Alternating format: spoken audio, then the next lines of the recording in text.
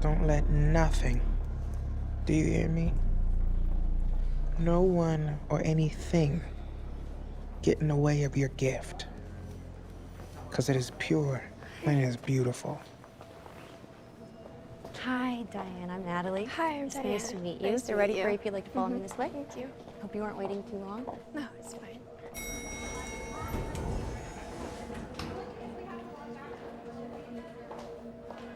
And the moment that voice gets out to the world, there'll be a lot of people that's going to want to take it. But you can't let them. Because what you got is special. Oh, look, here she is. Here she is, Good luck. guys. Diane. Hi. Welcome. We're so happy to have you here. Sit right there. Perfect. That's your spot today. Welcome to Magistrate Records. Thanks for having me here. Of course. Diane, we don't do this. We don't just find people on the street and give them deals that will forever alter the course of their life. In fact, I can't think of a single time we've ever done this, have we? No. But what it is we see something in you. It's special. And it's not just your talent, it's your work ethic. So here's what we can offer you. We want your first song to be world-class sinner. The couple of takes we did at the end of the other day, that was all we needed to convince everyone. So we just need to have you record the vocals, and it's all yours. You will have access to every division and every person in every division of our company. That means we oversee your record. We pair you with the top producers in the industry. You'll have features on all the major streaming platforms, bumps in the algorithm, a full team of legal support at your back, merchandise, your face on t-shirts, multi-million-dollar marketing campaigns, access to the best venues across the globe. That means world tour. What's going on, YouTube? Welcome back to Tully Television, and it's been a little while here. If you're stopping by for the first time, thank you so much. If you're a repeat viewer, thank you so much. Every view, every interaction matters here at Tully Television. We here truly care about what you guys think about the content we're putting out. We'd like to hear from you. The march to 300 subscribers is still on.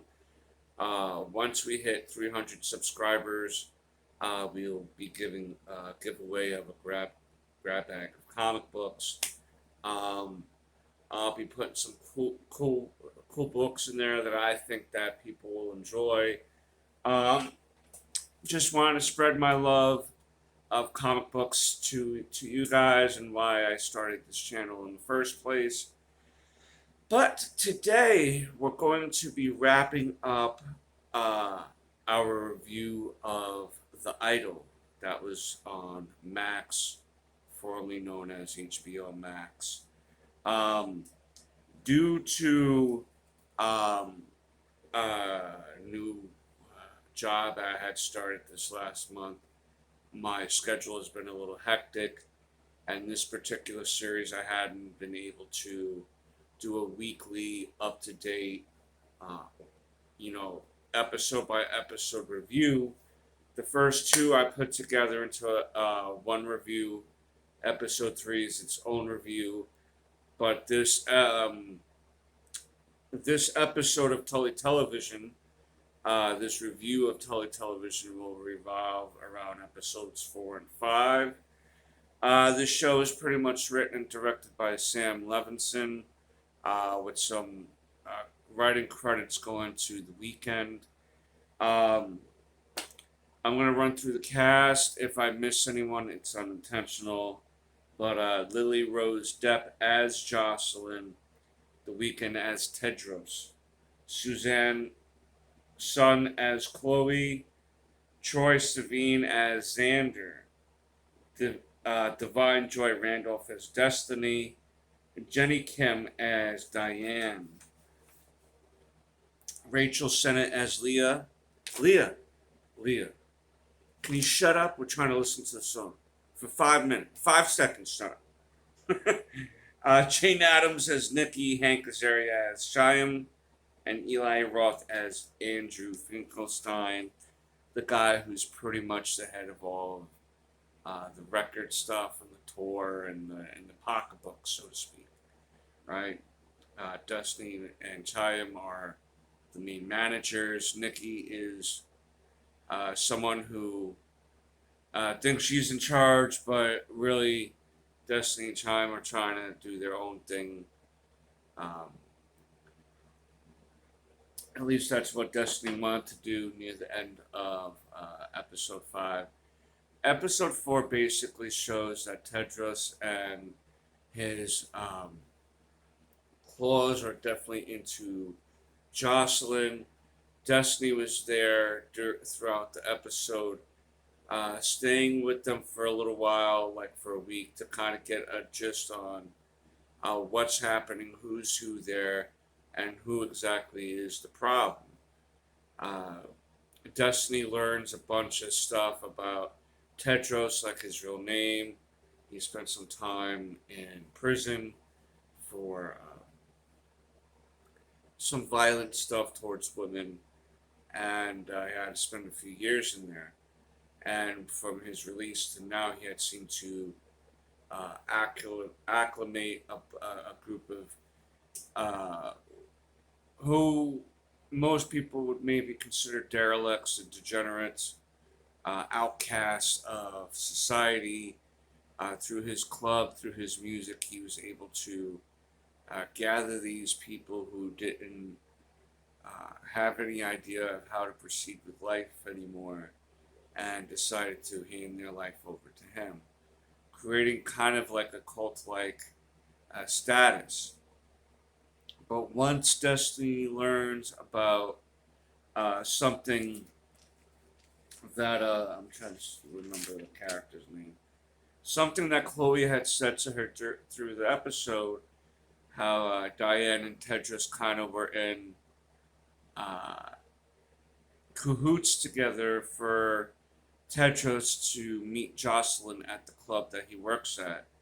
Diane being the backup dancer, who Nikki then tried to lure in and do Jocelyn's song, and kind of maybe take over Jocelyn's spot in case Jocelyn decided to completely melt down and not be able to fully recover or come back. We'll see what happens to Diane in episode 5. But basically, this whole episode was Destiny trying to continue to see how things will go if she pushes this, pushes that, and acts as if she's not aware of what she's doing. I love the character Destiny. She was one of my more favorite characters. She even brings up the chime about offing Tedros. I don't know. She's gonna do this motion. I don't know. And then I don't know what happens after she does that motion. I don't know. I'm moving on. She even wants to, take him out. Chime seems to not necessarily say no, but initially doesn't say yes. He just kind of is like, maybe,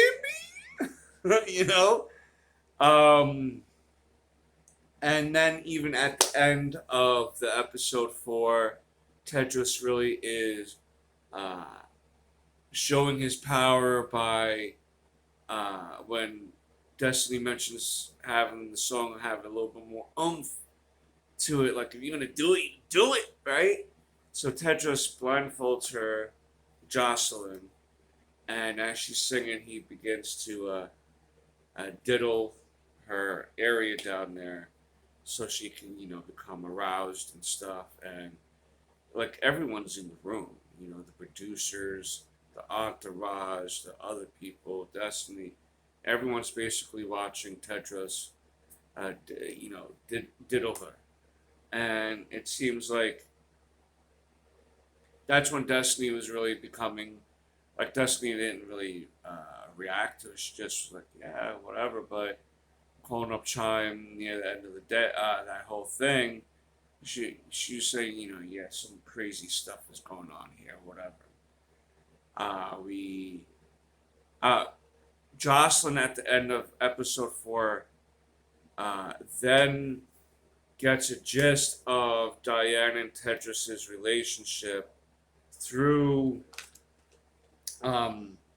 Chloe, because Chloe happened to mention that they knew each other and that Diane has a thing for Tedros. Tedros had convinced her to convince Jocelyn to go to his club. So Jocelyn, Destiny finally know what's going on, and episode 5 is basically Jocelyn taking control of everything, basically telling Tedros he's done. She takes over the leadership of the people, and she basically meets with Finkelstein and the whole team to show them what they got as far as music. She also convinces them to allow her new act to be part of the tour, because they put on like this really elaborate, I would call it basically like a 20-minute musical interlude of all of them doing, like Isaac and Chloe and all of them singing and dancing, and Jocelyn wraps it up by giving Finkelstein a lap dance, basically, of her new song, and everyone's excited. During this time, Destiny and Chaim are trying to get Tetris out of there. Jocelyn is totally ignoring him, telling him to shut up, telling him to leave. She's now in control. She knows everything. She even embarrassed him during a recording session about, yeah, he thought he was getting one over on me by convincing some girl that I followed on Instagram to go to his club.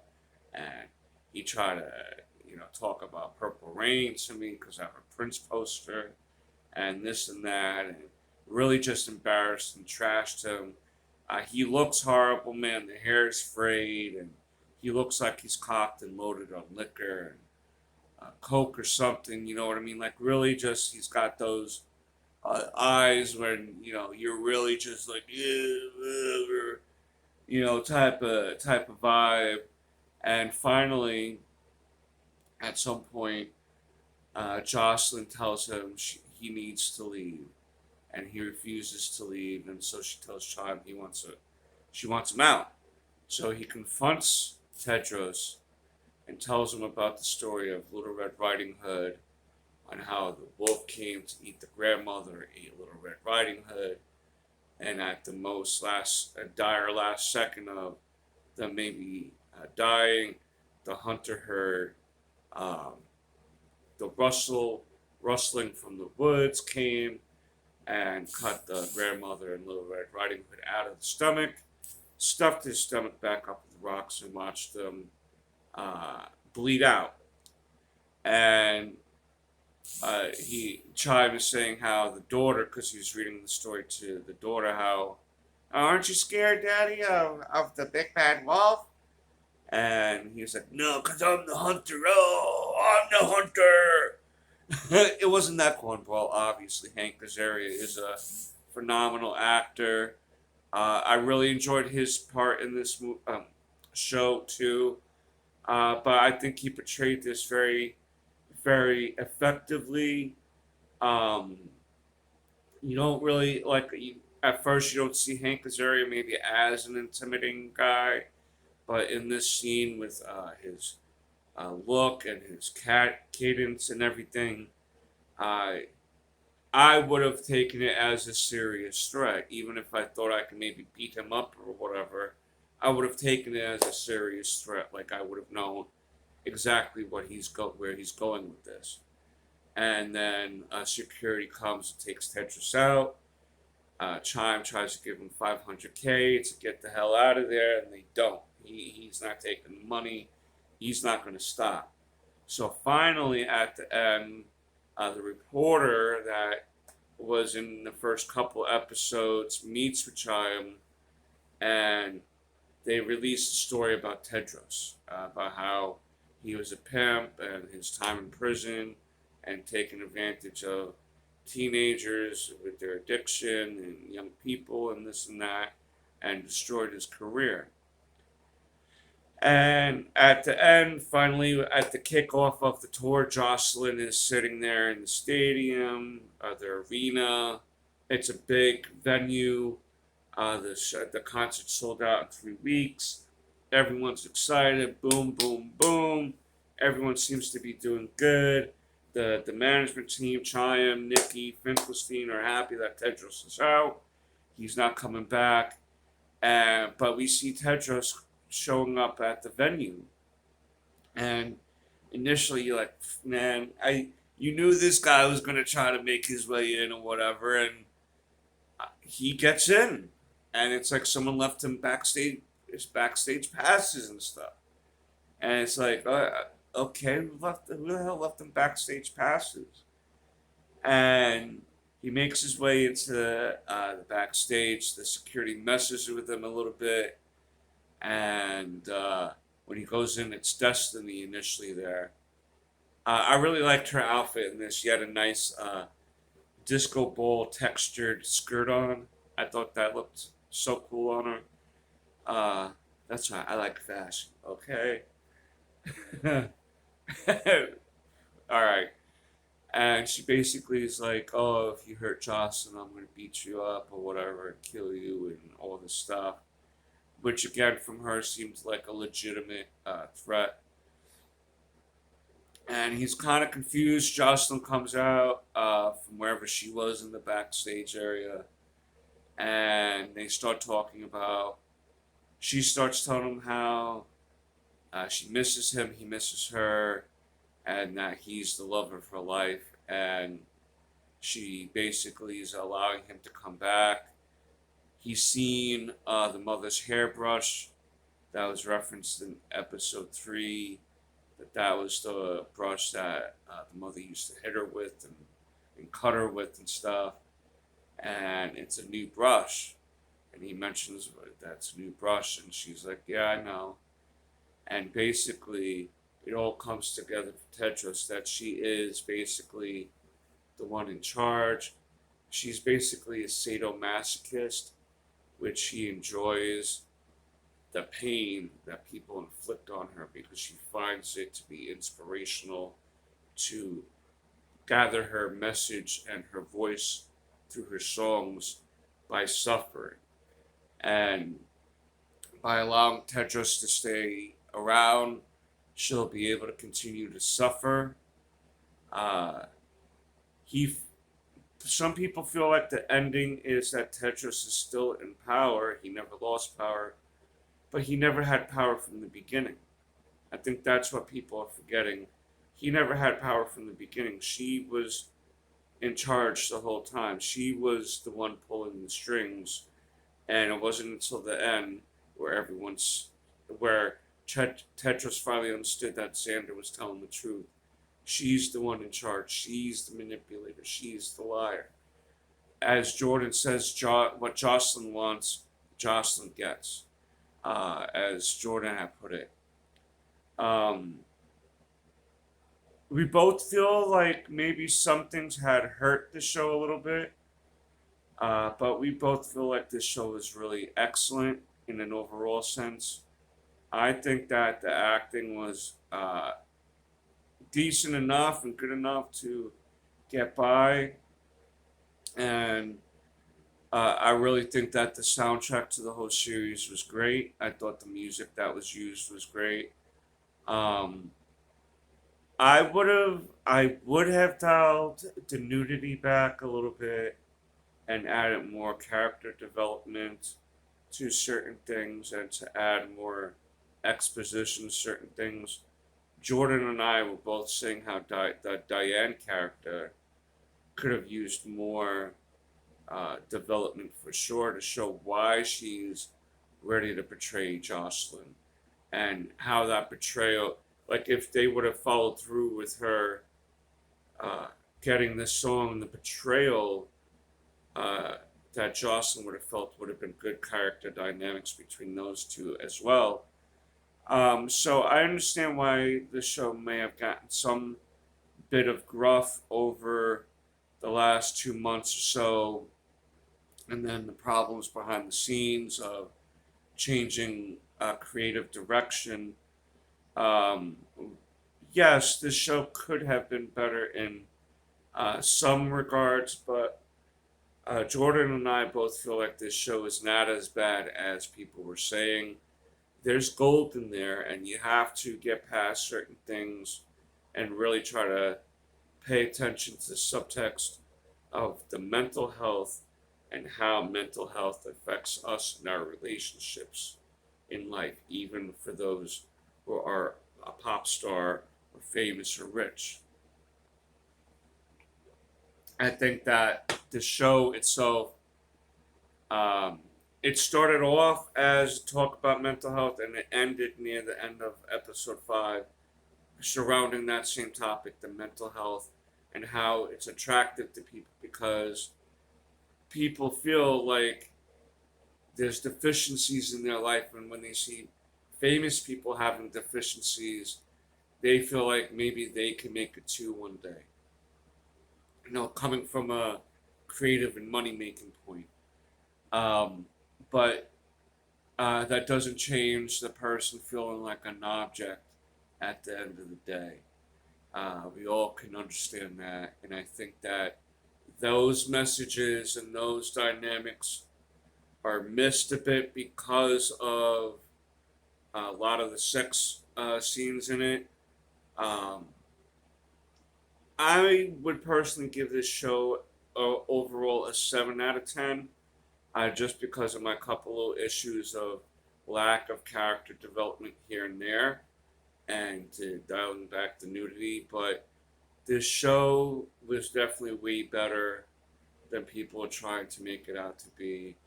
I don't necessarily think that it was totally like trash TV or anything like that. HBO Max puts out hardcore, like edgy stuff, and what Jordan even said in the show Euphoria, where the guy who made this show, The Idol, made Euphoria. A lot of those sex scenes in those shows are of underage. The characters are underage, and this and that. So why is that more acceptable? But in this show, The Idol, adults are doing adult stuff, and how dare you? I'm probably missing some things I wanted to touch on, but I think that this show is way better than people giving it credit for, and I think that there's a lot of subtext there, and I think that this show is going to be a show that isn't really fully recognized for what it was until years down the road, and I'm glad I got on the ground floor of it because I think that The Weeknd and Lily Rose Depp did a really excellent job in this show. I think Tedros was supposed to be that vibe that The Weeknd was giving him. The Weeknd doesn't just go into things unprepared. He portrayed Tedros this way because he felt like it was the best way to portray him. And I think he did a good job too. His acting improved over the episodes, and I feel like Lily Rose Depp has a good future ahead of her. That's my thoughts of The Idol and its run. You let me know down below what you think. And until next time, thank you for stopping by, because we're going to go straight to the moon!